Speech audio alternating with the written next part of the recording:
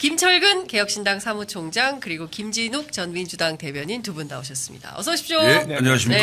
네, 우리 김진욱 대변인은 저희 취재 편의점 첫 방송이십니다. 네, 오늘 처음입니다. 네, 주로 종편에서 많이 뵀어요. 네, 잘 부탁드리겠습니다.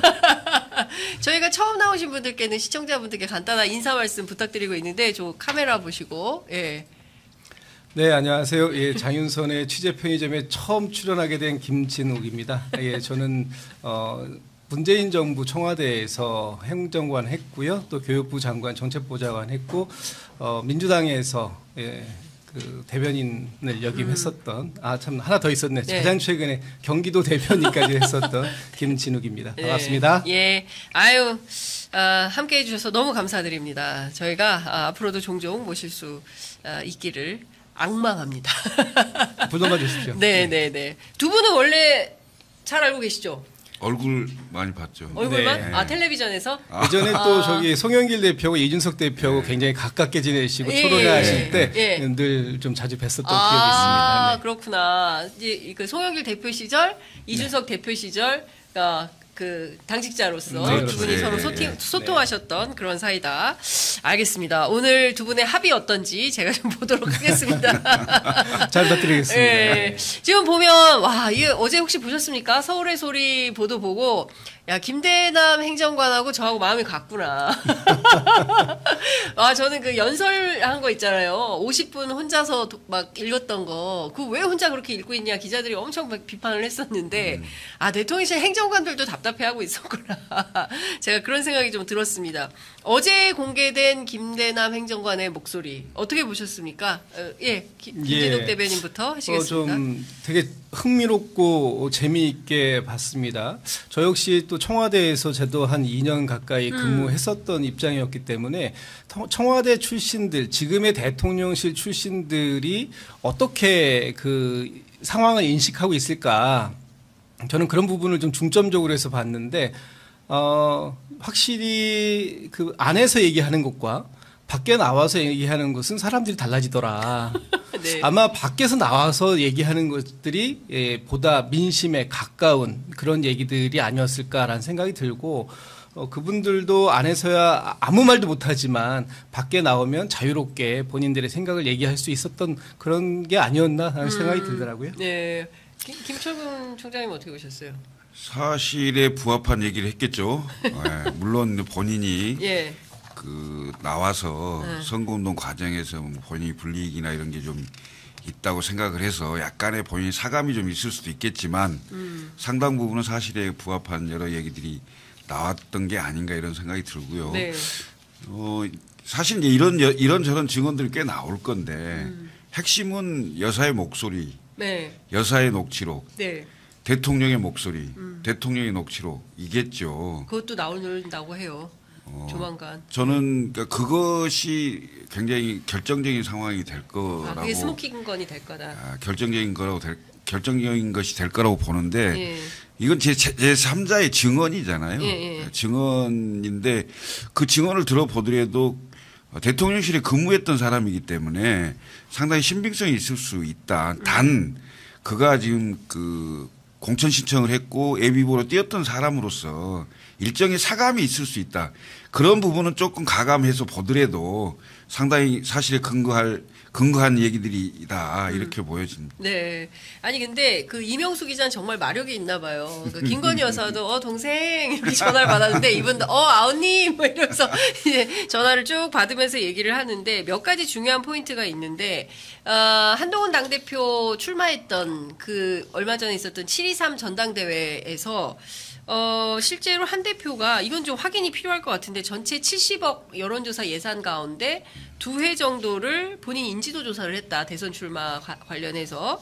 이게 사실이라고 하면 이 자체로 상당히 문제가 있는 거 아닙니까? 공당의 선거 비용을 본인 개인 비용 가능한 건가요? 그래서 이 부분이 그 전당대회 당시에 TV 토론회에서 원희룡 후보가 맞아요, 한동훈 후보에게 이 부분을 질문을 합니다. 정확하게. 네. 여론조사를 왜 했냐. 특히 이 전당대회 그 당시에 총선 기간 동안의 여론조사라는 것은 각 지역의 판세를 분석하는 걸 중심으로 해야 되는데 그 와중에 한동훈 대표 개인에 대한 인지도, 호감도 뭐 이런 부분들을 두 차례나 했다는 거 아니냐, 네. 왜 했냐 하니까 한동훈 대표가 그때 답변하기를 당시의 선거 전략을 윤석열 대 이재명으로 가는 것에서 한동훈 대 이재명으로 가는 것으로 바꾸기 위해서는 이런 조사가 필요했다. 그런 전략을 수립하기 위해서 여론조사가 필요했다. 이런 식으로 답변을 하시더라고요. 네. 근데 저는 좀 이런 부분들이 이제 당무 개입하고 어떻게 연관성이 있느냐 하는 부분을 어저께 지적한 거잖아요. 이런 거죠.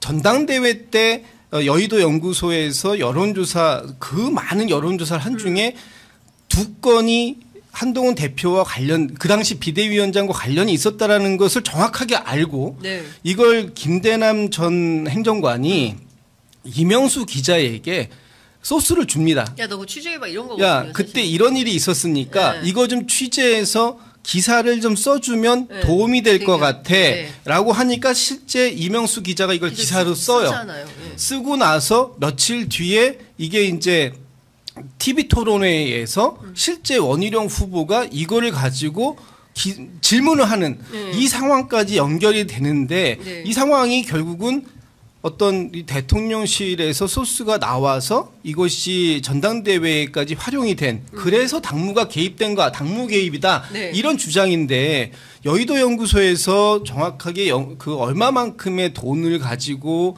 여론조사를 하는지 또 거기에서 몇 건을 한 대표에게 했는지 이거를 일반인들은 알 수가 없습니다. 그렇죠. 이걸 네. 어떻게 합니까? 네. 내부 관계자가 얘기해주지 않는 한 이걸 알 길은 없는 거예요. 그런데 이걸 정확하게 알고 이명수 기자에게 소스를 주고 취재를 지시하고 네. 그 취재에 대한 기사가 나오자 그걸 바로 활용해서 전당대회 TV 토론회에서 활용을 했다. 원희룡 후보가. 예. 이랬다면 이거는 뭔가 대통령실에 의한 그 전당대회 대회라는 당무에 개입하는 거 아니냐 이런 오해를 살 만은 하죠. 그러니까 그 여론조사를 한 거에 대해서는 그 사실상 그 논란의 여지가 있어요. 왜냐하면 당에 그 총선을 앞두고 내가 좀 두둔한 것처럼 보이는데 그런 건 아니고 왜냐하면 그 김철근 총장의 노선은 두둔할 이유가 없다가 노선이에요. 전혀 그게 없는데 네. 그러니까 문제는 뭐냐면 여론조사를 했다는 게 문제가 아니고 여론조사를 한 사실을 알고 네. 그걸 대통령실에서 정보를 알고 기자한테 주고 기자가 취재를 하고 그다음에 그것이 다시 전당대회 토론회에서 질문으로 나오고 그러네. 이게 문제라는 거죠. 네. 그러니까 여론조사를 한 내용이 문제는 아니니까 내용은 할 수 있어요. 왜 못하겠어요. 당대표 인지도나 당대표가 어디에서 인기가 좋은지를 봐서 전략적으로 예를 들면 유세나 이런 걸 배치하는 차원에서 보더라도 뭐 그럴 수 있다고 봐요. 할 수는 있다. 그거 뭐 못할 건 없죠. 예. 왜냐하면 당대표니까. 선거 전략을 당대표니까. 선거 전략을 수립하는 과정에서 이런 저런 것들을 다 그 판세나 상황을 좀 볼 필요가 있잖아요. 우리 당에 누가 가장 예를 들면 유력한 그 국민들에게 어느 지역에 누가 좀 먹힌다. 뭐 이런 걸 볼 수가 있으려면 네. 이런 저런 조사를 할 수 있다고 봐요. 문제는 이 조사의 내용을 알고 그걸 대통령실의 관계자가 기자한테 주고 기자가 취재를 해서 그게 기사화되고 그리고 그게 다시 전당대회 토론회 장에서 왜 당신 여론조사를 왜 했어? 네, 당비로. 이용하고. 뭐 이렇게 이제 질문이 되는 이 과정이 이명수 기자의 사실상 네. 문제시 될 수 있죠. 사실상 당시에 이명수 기자가 보도한 내용을 보수 유튜버들이 적극 가져다가 한동훈 대표를 비판하거나 비방하는 용도로 썼다라는 게 이제 오늘 아침 이명수 기자 인터뷰 내용인 건데 사실 기가 막힌 겁니다. 그러니까 실제로 정치권 안에 이런 일들이 있나요?